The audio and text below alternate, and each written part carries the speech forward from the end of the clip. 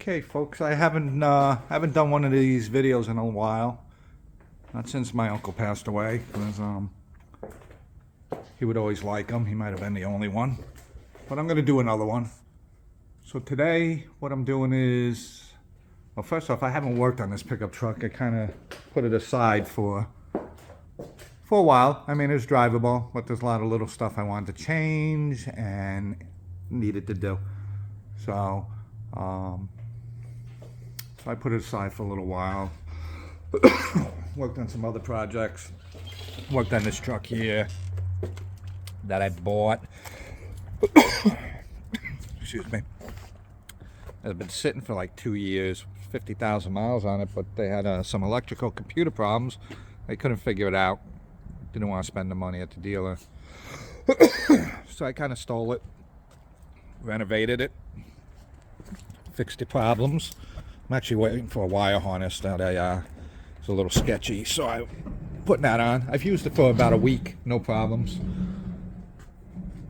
Redid the whole inside here, make it nice and clean. And it's a good truck. I like this truck. It's got a EcoBoost engine in it, so it's a little overpowered, which is the way I like it. And so it has a nice drive to it. So I'm just waiting for a wire harness that is a little sketchy on there, and I didn't want to have a failure on the road, so it goes to the fuse box, and so that's hopefully be here next week, and I'll put this back in service, and I'll be using this one primarily. But anyway, back to the pickup truck. So what I'm going to do, I am doing today, or did today, or I'm finishing today, is emergency brakes. So typically on these trucks, there's a lever under the dash that you pull, and it pulls on this cable through a series of pulleys. A little archaic, but it was 1957. They pull this lever, which in turn would pull two cables to the back drum brakes and pull the emergency brake pads. But this truck's been updated to a Corvette rear end, so I want to do it a little more modern. So I got regular shielded cables, ran them up to here, and I still got to adjust a little bit, but and then that ran to this cable I got, which mounted there, and went to a handle underneath the dash. I don't want to lower the truck to show you right now, but it was just a handle you pulled straight out, nothing fancy. Well, what I realized was it's really hard to pull that handle straight out. You know, with a lever, you have a little leverage on it, stuff like that. So my options were to go back to the regular stock lever and make a mount and put a shielded cable on it somehow, and because I didn't want all this here, which I'm going to cut all off. But then my thought was, you know, I'm making everything modern on this truck. I want to make it a little better, a little more modern. So modern cars, you know, most of your modern cars have electronic emergency brakes. So that's what I did. I don't know if you can see, it's hard to see in there where I mounted it, but it's protected under there. I put a linear actuator on there.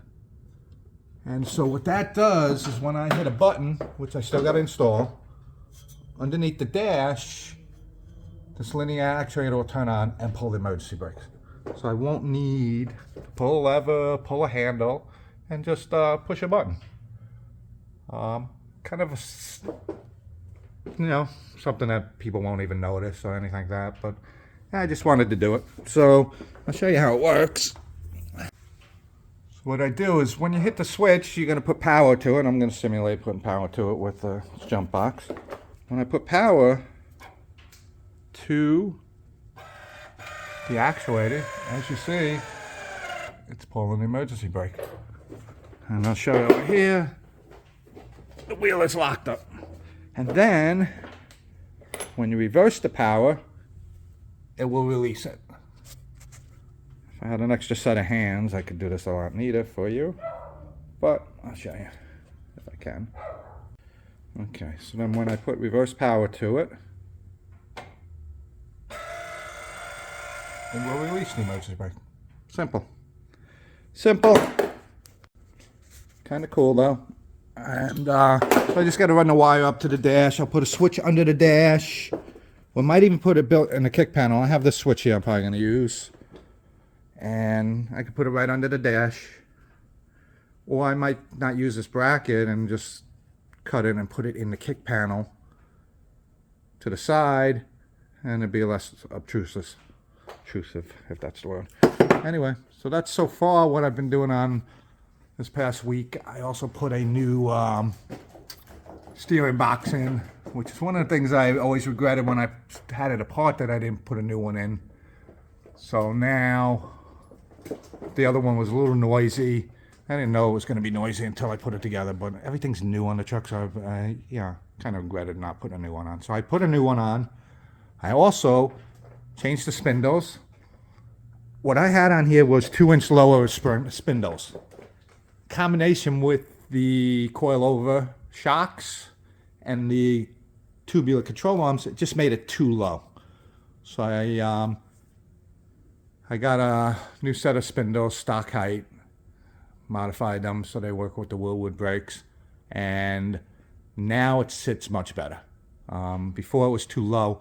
I could adjust it higher, but then it would stiffen the suspension. So now I can have it at a good ride height and a nice suspension, so it's not too stiff. Nice, comfortable ride. So that's what I've done so far. So today, the rest of the day, I'm gonna run the switch under the dash, and then I have a module that I bought. It's kind of pricey. That hooks into the CAN system of the computer and will let me have a relay to make sure it only starts in park and neutral. As it is right now, it can start in any gear, which I don't like. And also control the reverse lights, because this is a modern transmission in here, 680E, I think, 6L80E. I believe that's what it is, 90 maybe, I forget. Same thing though, but they're computer controlled, so there's no external neutral safety switches or reverse switches like you would see on your Turbo Hydromatic or 400 or those trannies. So it lends a little problem to put a neutral safety switch in there. So I got this module that will hook to the CAN system and take care of that for me. So that'll be good. And the next thing I want to do, maybe next week, it's kind of like the final thing besides touching up the paint, fixing a little couple things, and then buffing and polishing, is the brakes. I'm going to put a vacuum air tank on there, because I'm not really getting the vacuum I need to run the brakes. Typically that happens when you put an oversized cam in, which I didn't, but I still don't get the vacuum out of the LS motor that the booster I have on here requires.